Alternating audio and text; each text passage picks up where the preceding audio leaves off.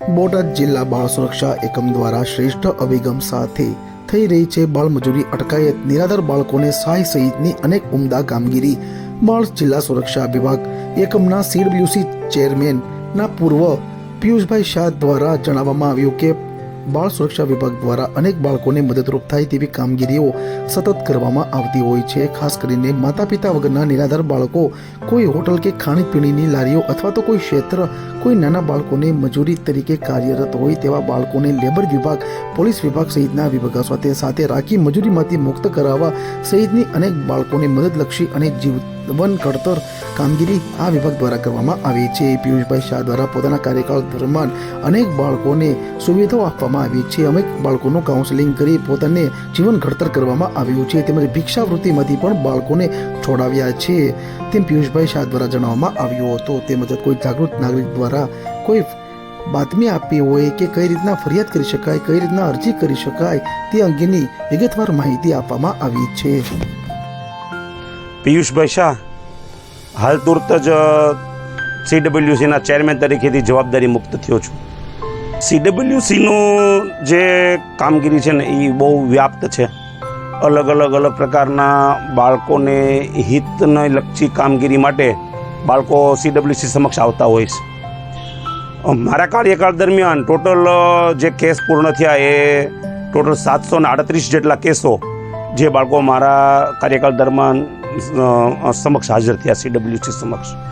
તો એ પૈકી ખાસ કરીને જો આપણે કહી શકાય ને તો જેમાં બાળકોના હિતને લગતી કામગીરી થઈ હોય તો સરકારશ્રીનો શ્રેષ્ઠ અભિગમ અને એના કારણે કોરોના જેવો કાળ ગયો એમાં માતા અને પિતા ગુમાવ્યા હોય એવા અથવા માતા અથવા પિતા ગુમાવ્યા હોય એવા બાળકો જે CWC સમક્ષ હાજર થયા અને આપણે એને સેવાનો લાભ આપ્યો. બાળ સેવા યોજના અંતર્ગત 477 જેટલા બાળકોને આપણે આવી યોજનાકીય સહાયમાં 2000 રૂપિયા દર મહિને સરકારશ્રી દ્વારા ચૂકવાઈ રહ્યા છે. તો આ મારા કાર્યકાળ દરમિયાન થયું છે. એ પૈકી એક દીકરી એવી પણ છે કે જેને સરકારશ્રીની યોજના અંતર્ગત આવા કોઈ બાળકો, હજુ હું કહું છું કે કોરોના કાળની અંદર જે બાળકો અનાથ થયા છે અથવા માતા અથવા પિતા ગુમાવ્યા છે એવા બાળકો પૈકી જો દીકરી હોય તો એ દીકરીના લગ્ન થાય તો સરકાર એને નવી સહાય યોજના અંતર્ગત 2 લાખ રૂપિયાનો રોકડ સહાય આપે છે. અને હમણાં જ અમે એક દીકરીને એવી 2 લાખ રૂપિયાની રોકડ સહાયની પ્રક્રિયા પૂર્ણ કરી છે. આ જ રીતે જોઈએ તો પાલક માતા પિતા યોજના અંતર્ગત જે બાળકો અનાથ થયા છે તો એને અન્ય કોઈ પાલકને માતા પિતાને સોંપવામાં આવે છે એવા બાળકોને 3000 રૂપિયાની સહાય સાથે એને પાલક માતા પિતા યોજના અંતર્ગત 480 જેટલા બાળકોને આપણે આ યોજના બોટાદ જિલ્લાની અંદર આપી રહ્યા છીએ. એ સાથે સાથે 81 જેટલા બાળકો એવા છે કે જેને અમે શેરીઓમાંથી રખડતા ભટકતા એને સિલેક્ટ કર્યા અને સિલેક્ટ કર્યા પછી એને પણ અમે સ્ટ્રીટ ચિલ્ડ્રન યોજના અંતર્ગત એને સહાય પૂરી પાડી રહ્યા છીએ. સાથે સાથે 14 જેટલા બાળકો એવા છે જેને સ્પોન્સરશિપ યોજનાનો આપણે લાભ અપાવી રહ્યા છીએ. એ સિવાય આજે જ્યારે જરૂર પડી અમે એની રેડ ગોઠવી છે અને બાળકો ક્યાંય મજૂરી કામ કરતા હોય, મજૂરી કોઈને કંઈક કરાવરાવતો હોય એવી વિવિધ જગ્યાઓ સિલેક્ટ કરી અને ત્યાં રેડ કરી અને શ્રમ અને રોજગાર યોજના છે સરકારની એ ઓફિસ દ્વારા આ રેડ થાય અને બાળકોને CWC સમક્ષ લાવવામાં આવે છે.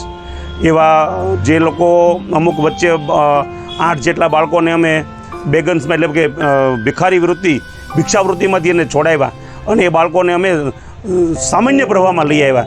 એ બાળકોને શિક્ષણ સાથે જોડ્યા, એ બાળકોને વિવિધ સહાયોની યોજનાની કંઈ લાભ આપ્યો. એ લોકોને અમે રેશન નહોતું મળતું, રેશન કાર્ડમાં મામલતદારશ્રી હસ્તક રેશન કાર્ડ અને ચાલુ કરાવી અને રેશન સહાયની યોજના અપાવી. બાળકોને વારંવાર અમે એની મુલાકાત કરી અને જરૂર પડે ત્યારે પતંગ, દોરા, વિવિધ જ્યારે બાળકોને પોતાના રસનો વિષય હોય અને એ માટે તેને ભિક્ષાવૃત્તિમાં ન જવું પડે એ માટેના પ્રયાસ રૂપે CWCએ આજે એ લોકો પાસે જઈ અને પતંગ, દોરા, ચીકી સહિતની વસ્તુઓ દર વર્ષે અમે એને ઘરે જઈને પૂરી પાડી રહ્યા છીએ. આવી વિવિધ સરકારી યોજનાઓ. એ સિવાય ઘણી બધી દીકરીઓ અલગ રસ્તા ઉપર જઈ અને જ્યારે પોતે એના માતા પિતાથી વિખૂટી પડી જાય છે ત્યારે એને ફરી પાછી એના પુનઃસ્થાપન માટે એના પરિવારમાં લાવવાના પણ પ્રયાસો CWC દ્વારા ઘણી વખત થયા છે.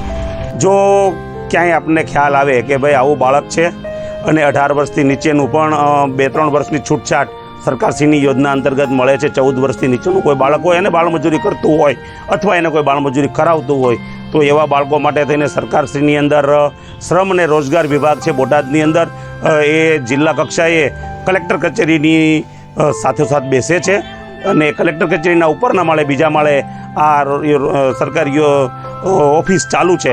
ત્યાં ખાનગી રાહે કોઈપણ જાતની કોઈને ખ્યાલ ન આવે એવી રીતે પણ તમે જાહેરાત કરી શકો છો. જ્યારે આ રેડ થાય છે અને રેડનું મુખ્ય આયોજન શ્રમ અને રોજગાર વિભાગ દ્વારા થતું હોય છે. એમાં સાથે CWC છે, પોલીસ વિભાગ છે, શિક્ષણ વિભાગ છે, આરોગ્ય વિભાગ છે.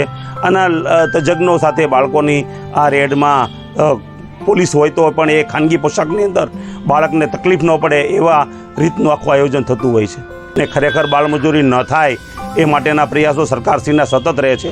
બાળકોને આ મુખ્ય પ્રવાહમાં લાવી બાળક અભ્યાસ કરશે અને જ્ઞાન મેળવી અને પોતાની રીતે પગભર થાય એવા સરકારના પ્રયત્નો હોય છે.